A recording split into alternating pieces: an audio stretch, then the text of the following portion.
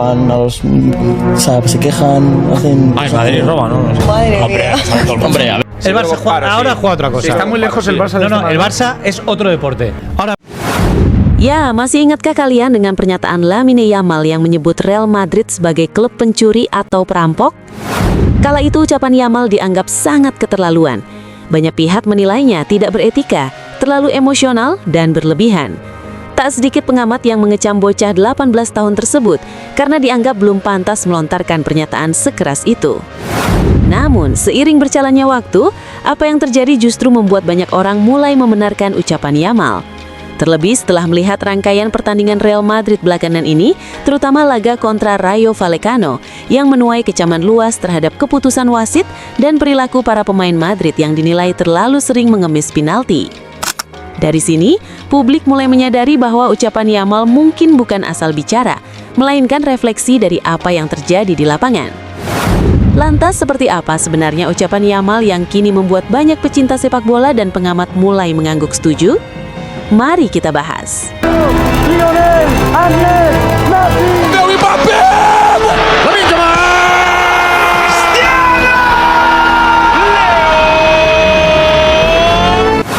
Ya, siapa sangka pernyataan Yamal menjelang El Clasico kemarin yang menyebut Real Madrid sebagai tim yang gemar mencuri dan terus melakukan protes, kini terasa menemukan pembenarannya. Pernyataan yang dulu menuai kecaman itu kini justru dianggap relevan oleh banyak pihak. Bagaimana tidak? Lihat saja kondisi Real Madrid belakangan ini. Tanpa penalti dan tanpa protes, Madrid terlihat kesulitan. Kalah dari Barcelona di final Piala Super Spanyol, tersingkir dari Copa del Rey, dan gagal lolos langsung ke babak 16 besar Liga Champions.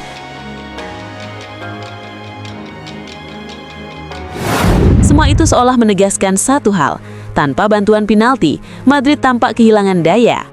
Padahal, Madrid dipenuhi pemain bintang, namun ego yang terlalu besar dan mental merasa sudah jadi bintang justru membuat permainan mereka kacau. Tak ada kekompakan, minim chemistry, dan permainan sering buntu. Yang terjadi kemudian, Real Madrid terlihat semakin bergantung pada penalti.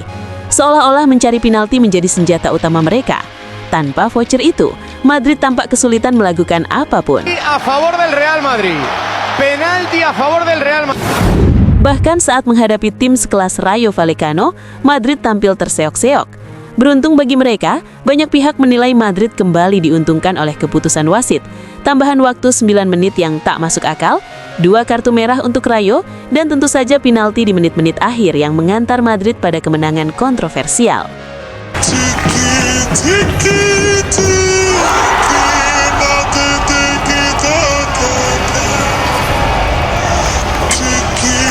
Usai pertandingan, Real Madrid pun menjadi bahan perbincangan hangat. Kecaman terhadap wasit bermunculan, dengan banyak pihak menilai Rayo Vallecano benar-benar dirampok. Kritik datang dari berbagai arah, bahkan istri Isa Palazón, salah satu pemain Rayo, meluapkan kemarahannya di media sosial. Ia menyoroti tambahan waktu yang tak masuk akal, 2 pemain Rayo yang diusir, serta penalti di menit akhir yang mengantar Madrid pada kemenangan kontroversial. Tak hanya itu, pengamat dari El Chiringuito TV bahkan menyebut bahwa 11 pemain Madrid bermain tanpa ide dan hanya berharap mendapatkan penalti dari aksi diving di kotak penalti Rayo.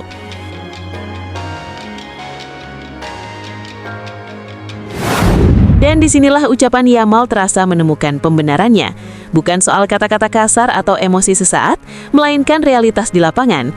Ketika sebuah tim kerap diuntungkan oleh keputusan krusial, namun tetap lantang memprotes dan memosisikan diri sebagai korban, maka persepsi publik akan terbentuk dengan sendirinya.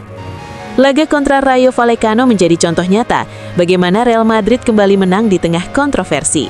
Bukan hanya pendukung lawan yang bersuara, tetapi juga banyak pengamat netral yang menilai kemenangan tersebut tidak lahir dari sepak bola yang bersih.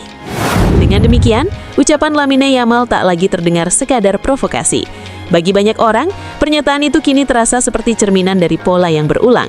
Dan selama kejadian-kejadian semacam ini terus terjadi, wajar jika publik semakin yakin bahwa kata-kata Yamal bukan tanpa dasar. Pertanyaannya sekarang, bagaimana menurut pendapat kalian tentang pembahasan ini? Silahkan tuliskan pendapat kalian di kolom komentar. Dan seperti biasa, untuk mengiringi pembahasan ini, yuk dengarkan lagu dari Bang One Mall. Terakhir dan paling penting, woi, subscribe woi! Curang lagi, publik udah hafal. Lawan kecil pun tetap butuh wasit modal. Rayo datang bawa nyali, bukan sekadar numpang, tapi mimpi mereka dirampas, poinnya pun terbang. Main berani, main rapi, skor 1 sama. Madrid buntu, frustrasi ide pun koma. Tapi tenang, masih ada plan cadangan. Peluit di saku, titik putih di belakang. Tanpa penalti, Madrid bisa apa? Bucer digosok, skor langsung berubah. 2 kartu merah, waktu ditambah. Ini liga bola atau drama panggung sandiwara. Tanpa penalti, Madrid bisa apa? Nama besar dibantu kuasa. Skor di papan 2-1. Tapi semua tahu, ini bukan soal mutu.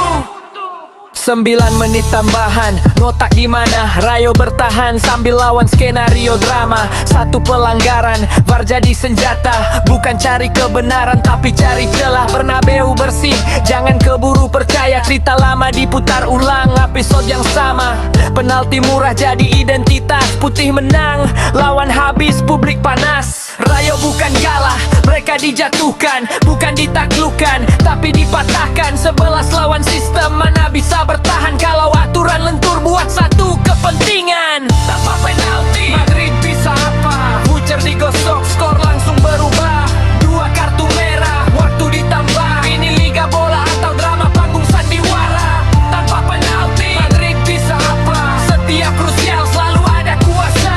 Skor akhir 2-1. Lumah ke kertas, kalah di hati penonton semua.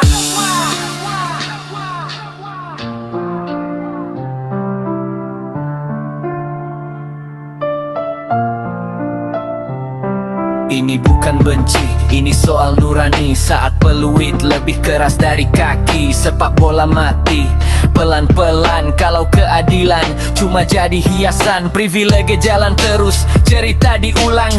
Tim kecil cuma jadi korban silang.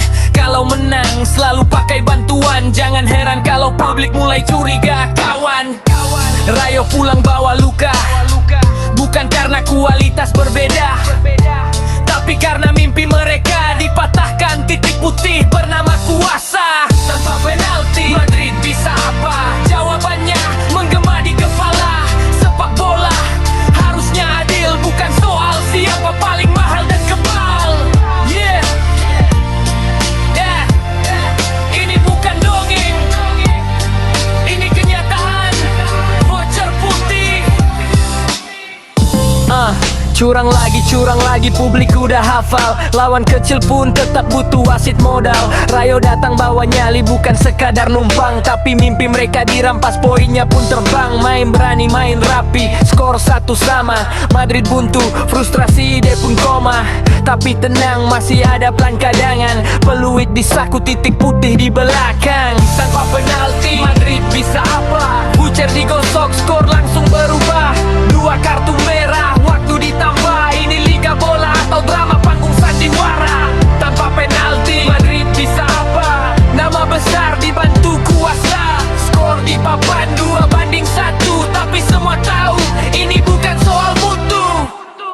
9 menit tambahan, ngotak gimana? Rayo bertahan sambil lawan skenario drama. 1 pelanggaran, VAR jadi senjata. Bukan cari kebenaran tapi cari celah. Bernabeu bersih, jangan keburu percaya. Cerita lama diputar ulang, episode yang sama.